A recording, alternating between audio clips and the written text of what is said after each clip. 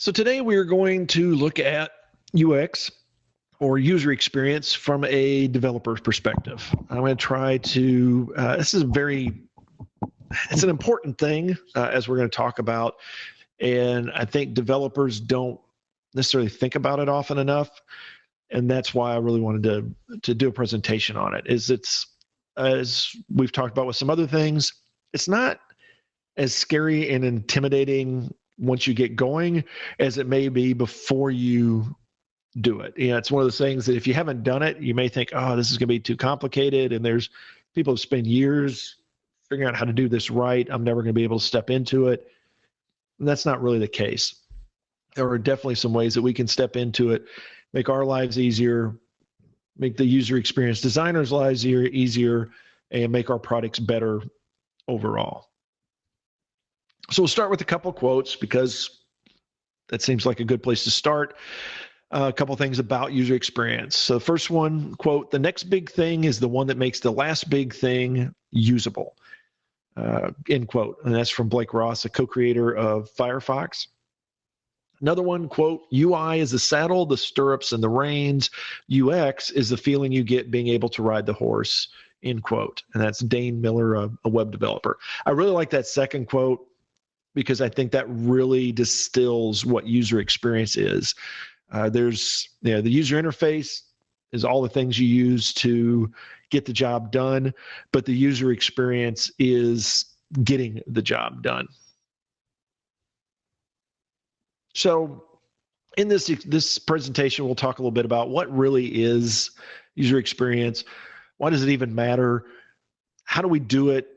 When do we begin? And then talk about some best practices, how do we do it and when do we begin? We'll sort of start stumbling into those and then sort of highlight what those best practices are after that. So what is UX design? So when you're doing this, you have to think about users are not just robots performing tasks. When you lay out a user interface, there's not just some, non-human form on the other side that's clicking buttons and selecting menu options and entering data. The user interface is only the beginning because you have to have some sort of a experience on the other side of that user interface. It's not just a matter of going through the motions and clicking on menu items and doing those kinds of things. There is an experience around it as well. It's, think of it as even more of, instead of providing a tool, which going back to that quote where you talk about, the stirrup and the saddle and that kind of stuff, to do something. So, if you wanted to get on a horse, then you would have those tools to allow you to do so. That's the simple solution. User experience is actually turning this into something that is usable or even, and dare I say, pleasant. And we've all experienced this in a wide range of products, not just technology. You think about the gold standard of these kinds of things, like Apple products. Go back to the iPod. Before the iPod, there were other, and even while the iPod was coming out initially, there were other ways to listen to music digitally. But what it did was turn it into a very simple and pleasant experience. You didn't have to think a lot about it. You didn't have to.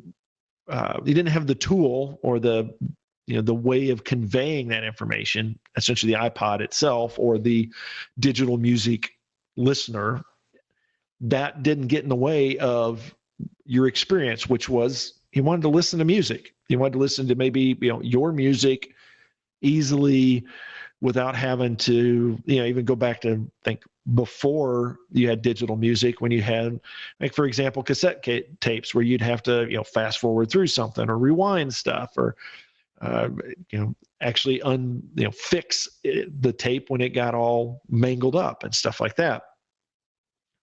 That's what UX design is about.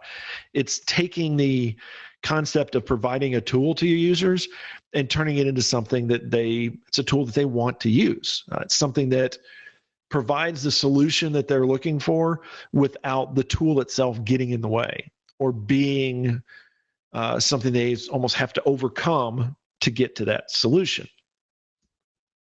And so when you think about it, that's really why user experience matters.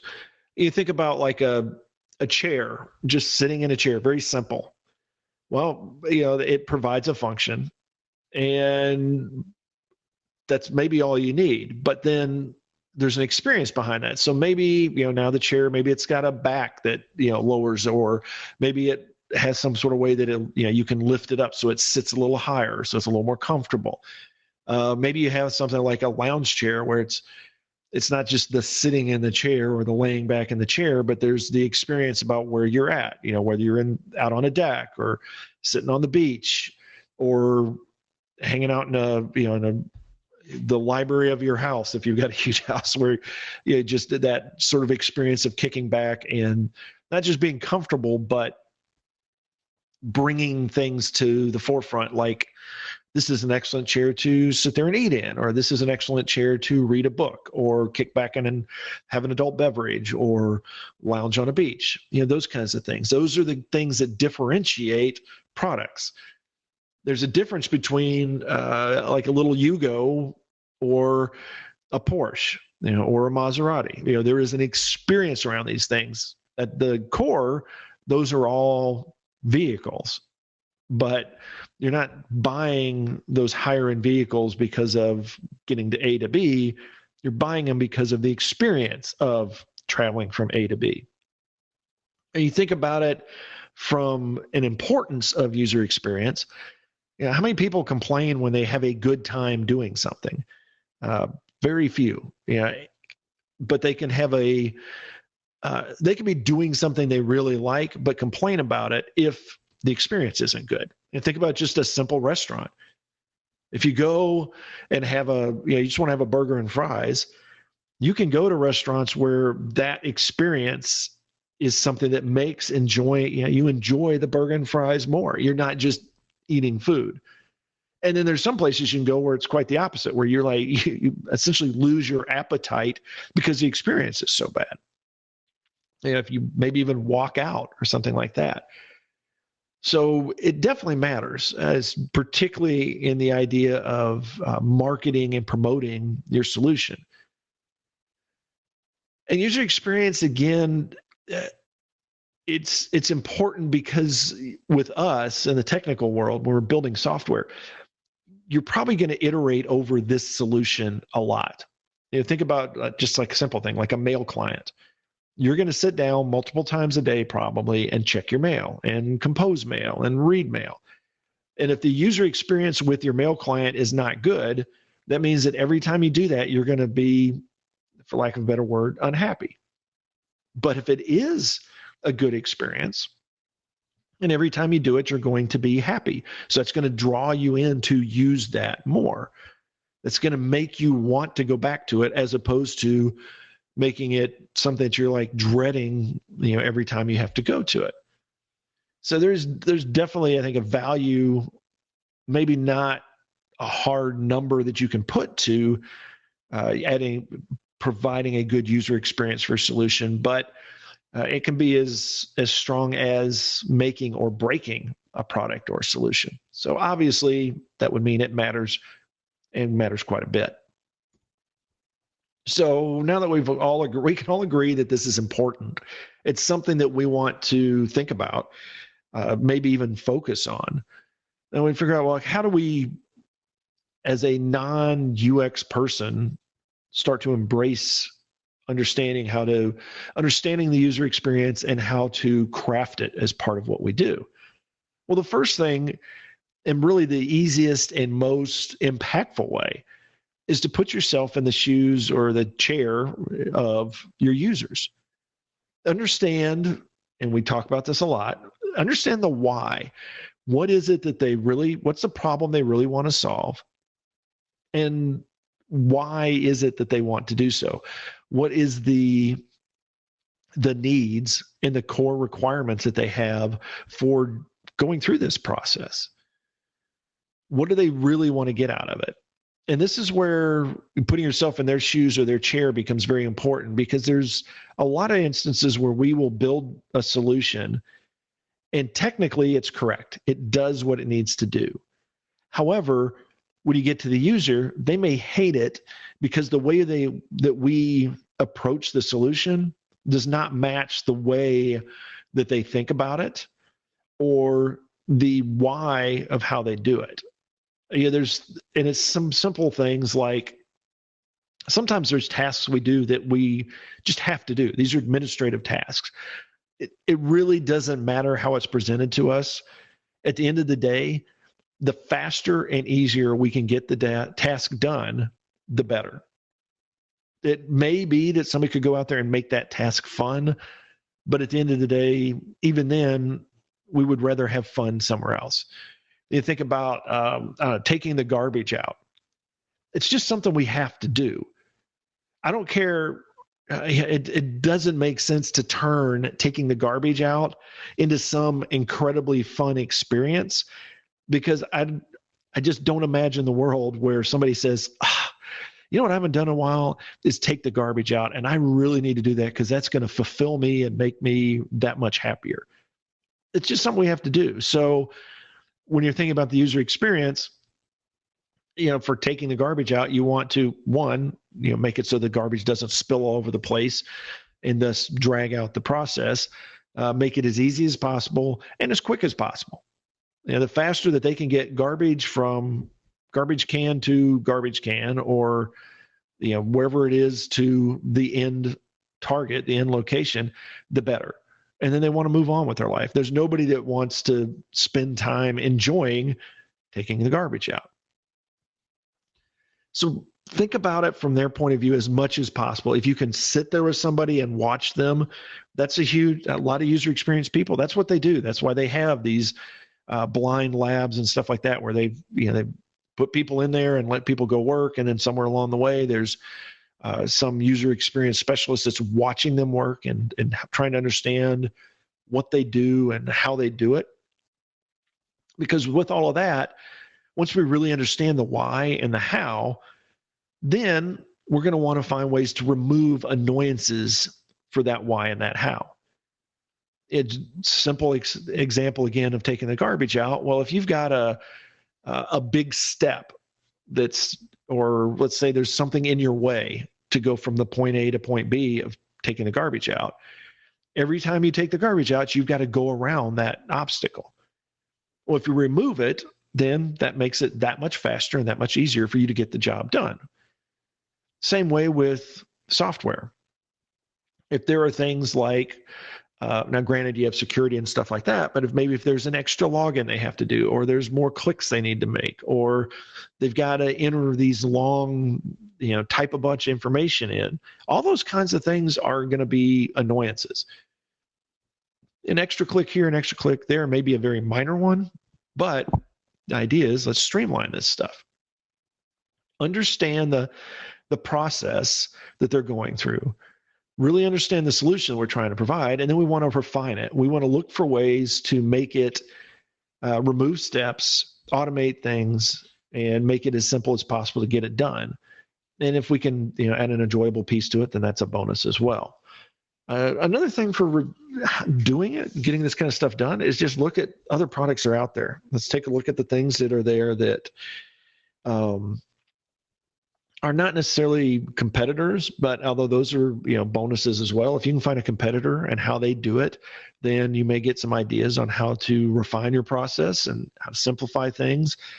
But other products that to help you think out of the box, things that maybe are not at all a competitor, or not doing things the same way.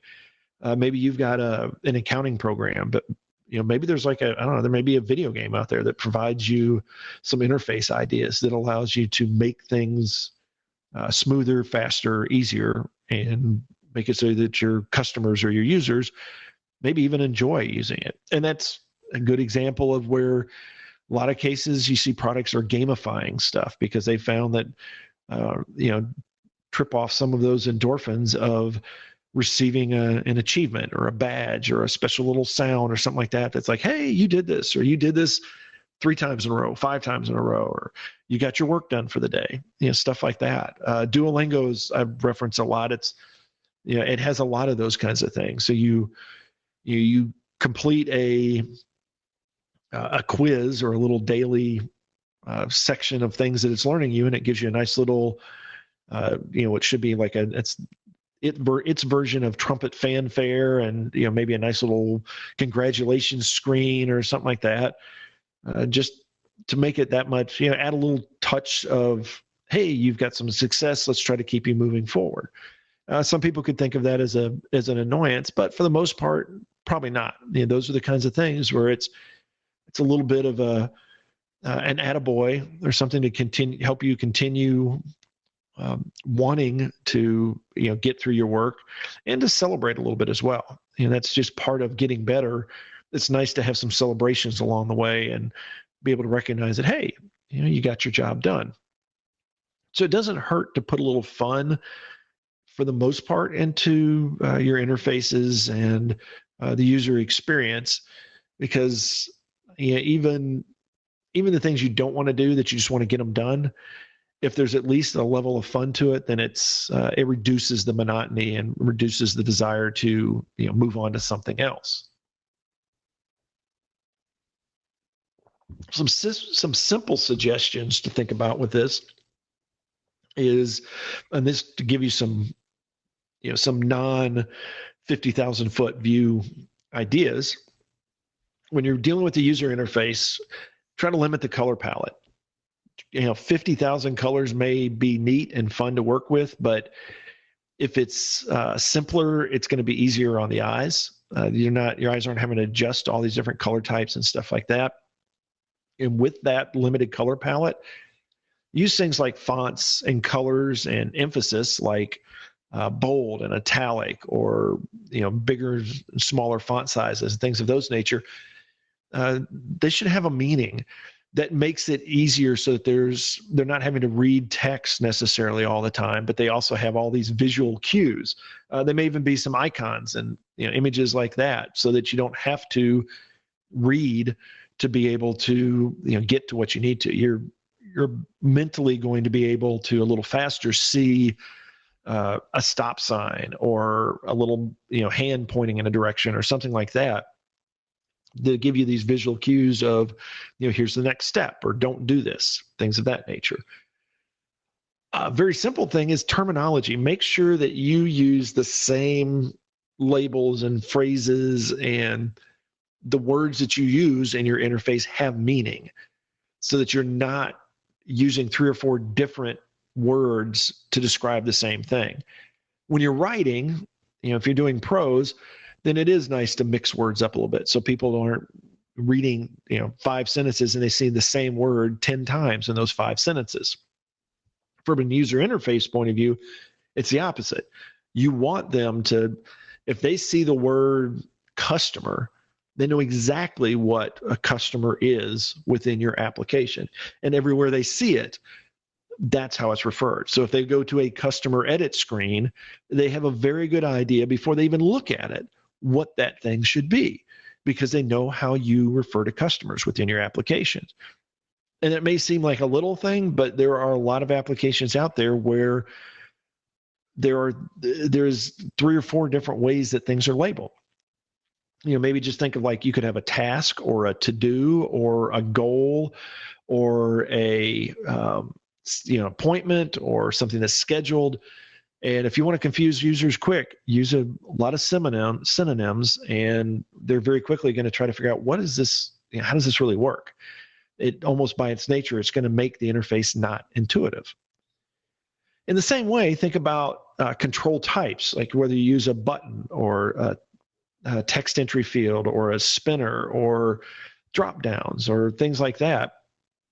You should have certain data types should match to certain control types, and you want those to be, to some extent, the fastest way to enter that data, but also so they have a little bit of a feel for, this kind of value is this kind, does this kind of thing. Now, sometimes it's very obvious, like a date. If you've got a calendar that pops up to allow you to select a date, okay, it's very easy to say, this is a date value. Versus when you get into numbers, there may be one that is a straight entry that's some very large number, but then maybe you've got another one that's a little slider, so they understand, there's a minimum and a maximum to what I'm entering in here. And then the areas of the screen that you use. Maybe at the bottom, you've got status information, or at the top, or navigation, maybe at the top, or the left, or the right. There's going to be certain areas of the screen that are going to display types of information, and you want to consistently do so because that's going to improve the user experience. If they always know where to look for a certain feature or type of information, then that's just going to make the whole user experience that much better.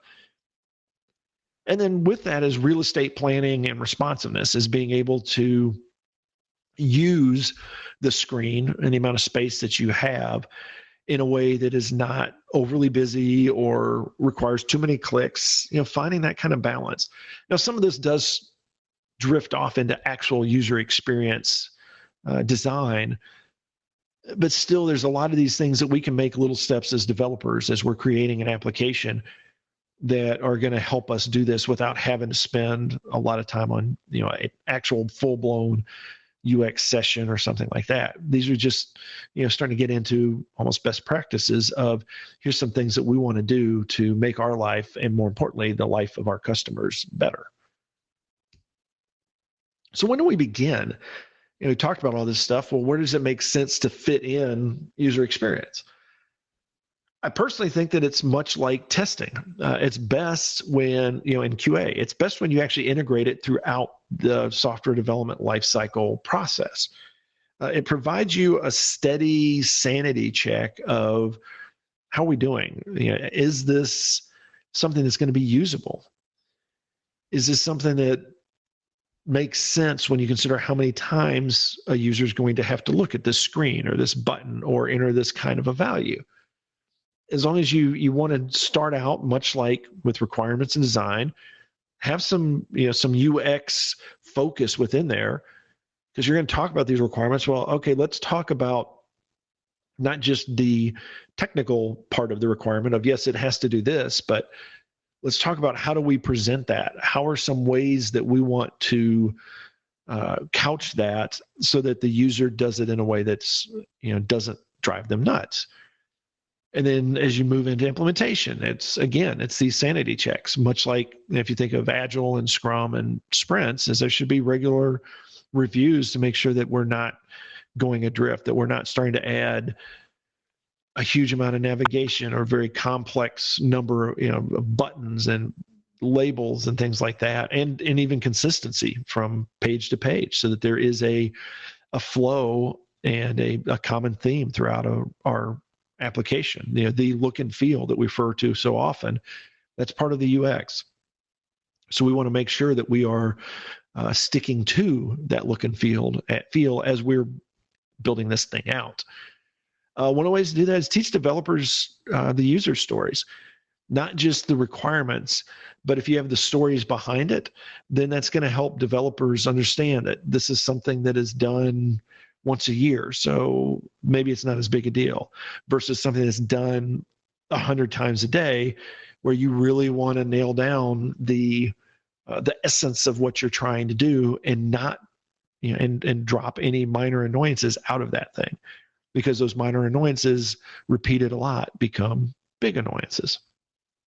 Like I said, you want to there should be regular user experience reviews, just like code reviews or anything else, is to have a quick look at stuff and walk through it and make sure that it makes sense for the stories that we're trying to provide a solution or a process to. And then with that, that's going to highlight issues. We're going to be able to look at stuff and say, okay, this is a requirement, but it's a very difficult problem for us to solve from the user point of view. That we can make them do stuff, but there's a lot of data maybe that we have to gather. Maybe that highlights some issues where we say, well, instead of making them enter it, maybe we can find a way for them to import it from another system. Or maybe this is where we have to link to a third party because it's going to make their life easier, and it may be a little more upfront development, but it does make, at the end of the day, a much more useful product. So it brings us to some best practices that I think we want to consider as we're going through these things.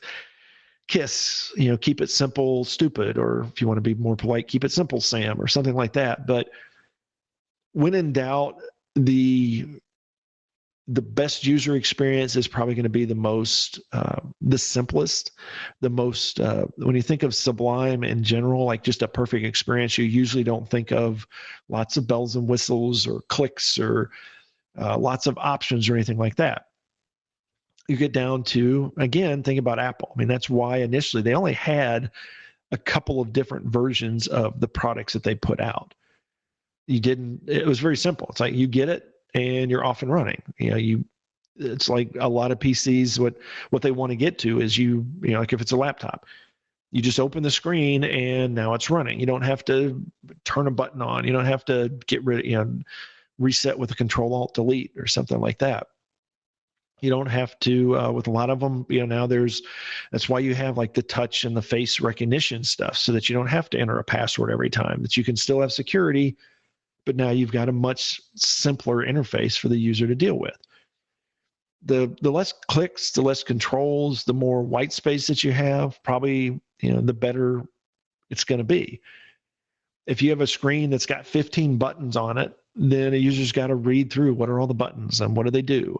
And particularly if those buttons from page to page change, the title and where they're at and what they do, it gets confusing quickly. Compare that against a screen that comes up and it's got just one button that says click me, and you're like, okay, well, I can figure that out really easy. And then if it goes and does all that it needs to do, that's like the perfect interface. I've mentioned several times, but this is good. This is key to the best practice, is being consistent. The user experience from page to page, from reporting, from input, all of that kind of stuff, as much as possible, be consistent. Put stuff in the same place, use the same terminology, make it something so that they don't have to think about the context of where they are in the application to understand what the user interface is. It should just be wherever I'm at. If I go to this, menu option or this part of the screen, this is where I'm going to find what I'm looking for. This is where I'm going to find responses to my latest action. Here's where I'm going to find error messages. Here's where I'm going to go to navigate to another screen. Consistency helps immensely. Along with that is learn the industry standards, because now that's not only consistency within your application, but maybe some consistency across other applications that your users may use or you may have to use.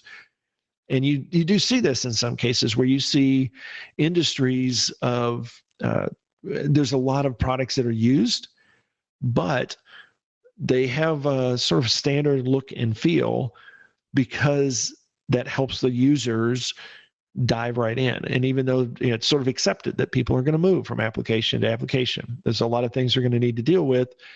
And as long as the user feels like it's sort of the same, at least it's going to help them. That's why you have suites of tools. You think of Microsoft Office, word processor versus a spreadsheet versus a presentation tool are very different requirements and very different user stories, but there is definitely a standard across all those applications, so that if you use it, you feel like you're using it. Apple is, again, sort of mastered this. Is in part it's because of the way they enforce stuff. But if you jump into a Mac application, it always feels like a Mac application, unless it actually is a jolting experience if somebody provides you an application on an Apple application that is not following those industry, and in this case, the vendor standards. And look at the Apple Store, look at the apps that are out there for iPhones and iPads and all that kind of stuff. There's very much a consistency across all of those. So you want to match those as part of your best practice. Don't be the application that rocks the boat and forces your users to do something differently. And then understand accessibility standards. You got to think about things. Even as a developer, although this is more of a UX kind of thing, more like a UX professional kind of thing, is consider the things that are out there that may be blocking issues, like people that are colorblind, or being in a low or high contrast kind of environment where Your application may actually be useless because of the environment that are people in. So you may have to make some changes to be able to adapt to that. All of those things are just sort of stuff that you want to do unconsciously as part of putting together any sort of an interface or even solving your problems. Is you want to have these things in the back of your mind so that the solution you provide is one that is useful and maybe even as entertaining as possible to your end users. And we're not done. Keyboard and mouse, touch, voice, there's a lot of different input and output mechanisms now that you have to think about. So much like the user environment, you got to start thinking about those kind of things. That really is becoming an issue with keyboard and mouse versus touch screens, because there's ways that you communicate with software via keyboard and a mouse that don't translate quite the same to touch. Like think of a mouse cursor going across the screen. You almost have to, you have to do that. You're not picking up and placing the cursor with the mouse. But with a touch screen, you are. You're not necessarily going to drag a mouse across, a cursor across the screen. It doesn't make sense. And then when you get to voice, which is becoming more and more a way to interface, you got a whole different thing. You don't have a cursor. You're not touching a real estate anywhere. This is completely different paradigm. So you need to think about those as you're building out your solution and what's the user experience like. Make sure that you address and include the idea of exceptions and errors and things like that, the non-happy path kind of things that are out there. It may be that you have an application that's just perfect as long as nothing goes wrong. And as long as the user does exactly what you expect them to do and they do it exactly the right way, then everything's awesome. But as soon as they veer from that, maybe they get lost. Maybe they get off into suddenly and they're in a page and they have no idea how to get back to where they were. Or maybe their process is typically step 1, then 2, then 3, then 4, then 5. But for some reason, they start on step 3 and there's no way for them to get back to step 1. They're lost or blocked from being able to do what they need to do. But with the exceptions and communication and messages and stuff like that, you want to there needs to be a balance to that hand holding.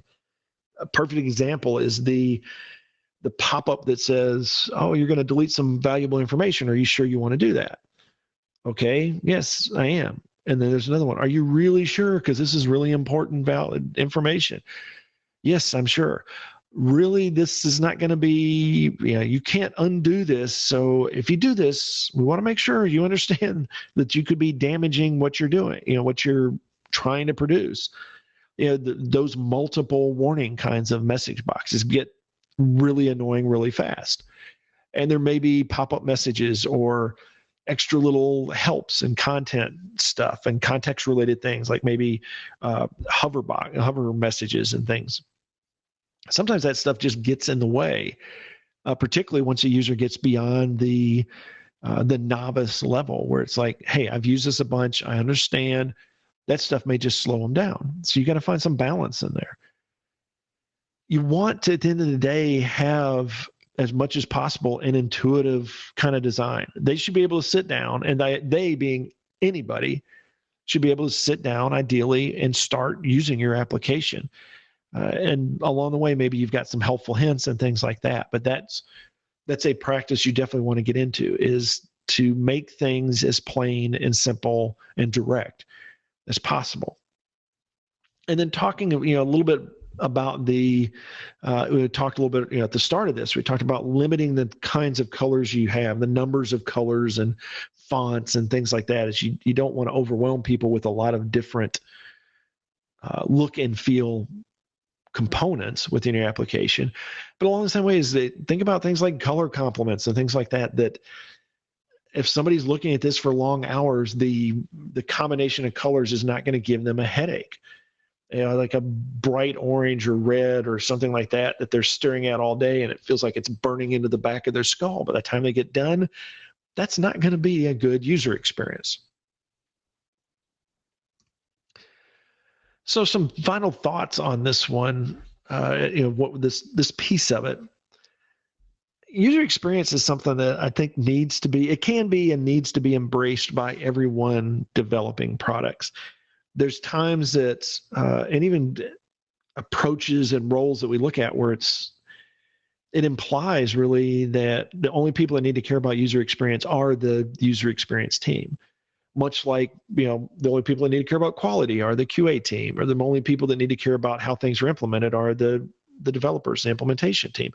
I don't think that's true. I think that we need to understand what the other groups are going through. And when we do so, we can build things that make the other people in our team, makes their life a little easier.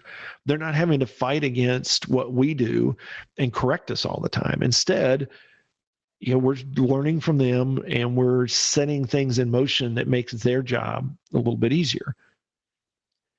As I mentioned, UX should be part of the entire process, but definitely when you think about the beginning, when you're talking about requirements and the architecture and the actual design of the solution, as long as you put some user experience planning into it, it can make the whole thing a lot easier, because now you've set up, hopefully, some standards and maybe even some templates and guidelines, so the people that are implementing and the people that are testing and trying to verify this all works, they can see some of the things that we've designed, the look and feel and the practices and the processes that we've put in place, so they don't have to think about it. They just have to go look at it and say, okay, are we doing things in that match the standards that we've laid out for ourselves? And at the end of the day, clear and simple is always going to be the best user experience. When the user doesn't have to fight the interface, when it's just something that's there. You think of like a heads-up display. When you've got somebody looking, let's say it's on their windshield as they're driving their car down the street. If they don't have to move their head, they can still look and drive. But then there's also some other information there that they can read from through the HUD, that is just by maybe slightly changing where their eyeball is looking, and yet still be able to somewhat see through that oncoming traffic and stuff like that. Then that's going to be awesome. So the more you can put stuff in front of people and make the interface almost invisible, better it's going to be. So that brings us to the questions and comments portion of this. And I'll open it up to the floor. So if anybody has any questions or comments or anything they wanted to throw in.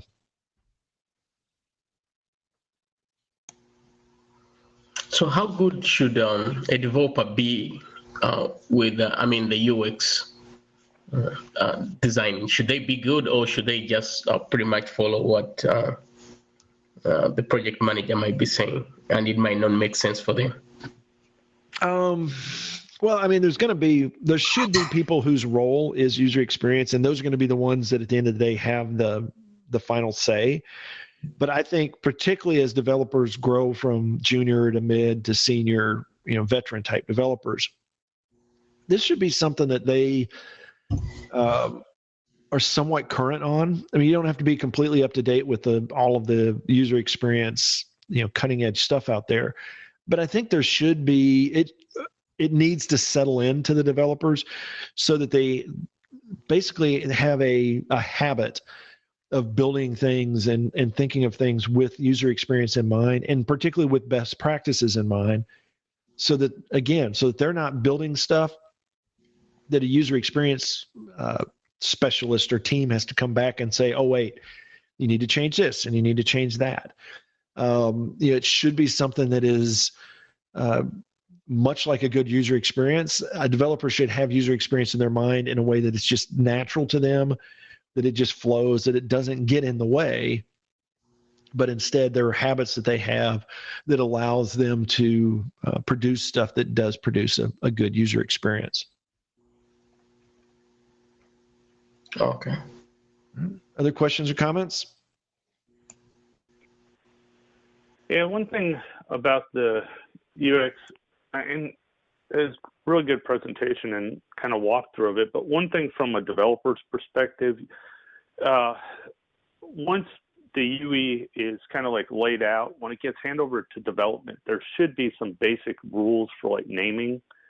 A lot of it's intuitive, but a lot of times, a lot of companies kind of go overboard. Like when they label things, it's like all labels are LBL or buttons are BTN.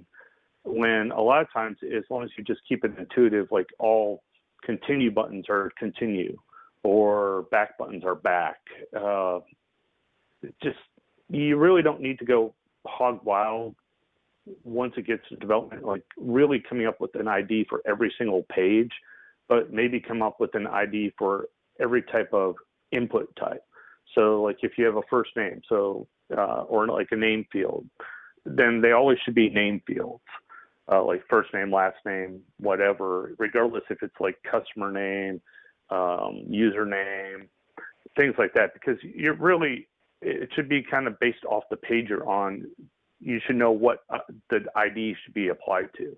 So you really shouldn't get overboard with once you take the UE design to development and with your naming conventions. Yeah, that's that is part of that's like a side effect of a good user experience. If you're using, when I go back to the terms and consistency and things like that, there's a lot of those kinds of common fields across different data types. Think about like for any customer or organization or something like that, you may have like a notes field of some sort. Well, if everywhere in the UI you use it, refer to it as notes or description or whatever the other word is, if you're consistent with that, then that should lead the developers to use the same kind of naming standard, which means it should flow all the way through, which is it's an interesting thing because it sort of gets away from user experience, but it's definitely a best practice, is that those labels, sort of like you said, those labels and naming conventions should flow from front to back. So if you call it first name on the interface, then there should be a first name variable or property probably somewhere in the middle tier, and then all the way to the database there should be something called first name. It shouldn't be first name in the front end and then F name in the middle and then first in the let's say or first in the database. There should be, if you have that consistency, it makes it easier for the developers, and it should flow back and forth through everything. And once you do that, like you said, I think that's what you get, is that you have things that are the same name, but do slightly different things, but because of the context of where you are, what you're dealing with, like an account number or something like that, or names or those kinds of things. Depending on what kind of different data you use, it may technically refer to dozens of different things in the back end, but because of the naming standard, in the context, you have a good idea of what you're talking about. Those kind of things are.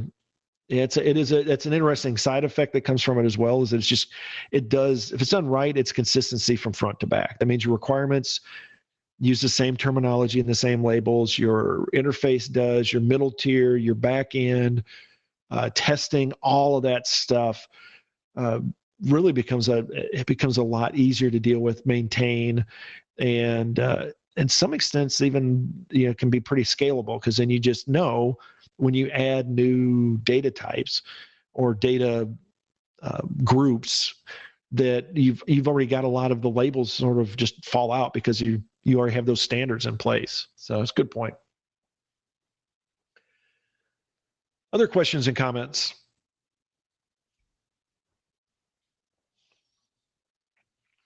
All right then. Oh, I could have left that up. So what have we learned today? What should we have come away with this?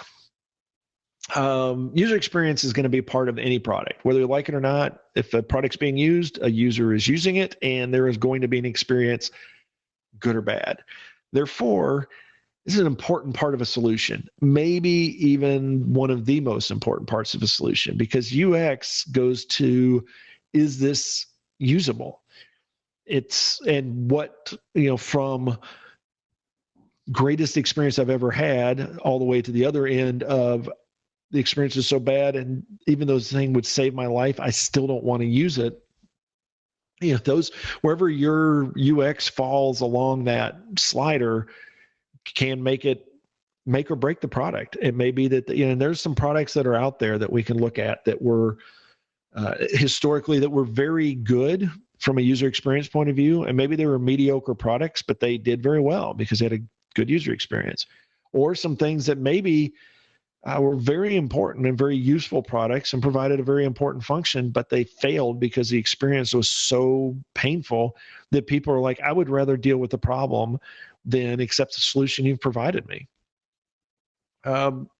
I think what we've learned, hopefully, is that developers and really the whole team in the software development group, they can all be part of a user experience design, and probably should be. There's not necessarily they're going to lead the charge with it or anything, but they are going to be able to contribute and definitely be part of implementing it.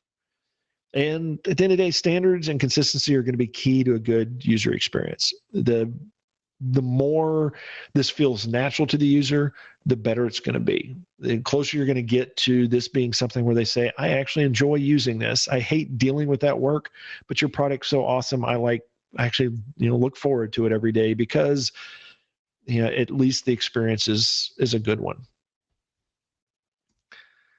So as always, that brings us to the end of yet another presentation. And I just have to say, appreciate your time and listening and going through this stuff and just learning with us and spending some time trying to become better developers. If you have any questions or comments, as always, info@developerpreneur.com. You can shoot an email, throw us a contact out on the form @developerpreneur from Twitter, Developerpreneur. We still have that Facebook page, or throw it out on the Developerpreneur Slack channel, and we're happy to help everybody, make everybody a better developer, including ourselves. So go out there, have a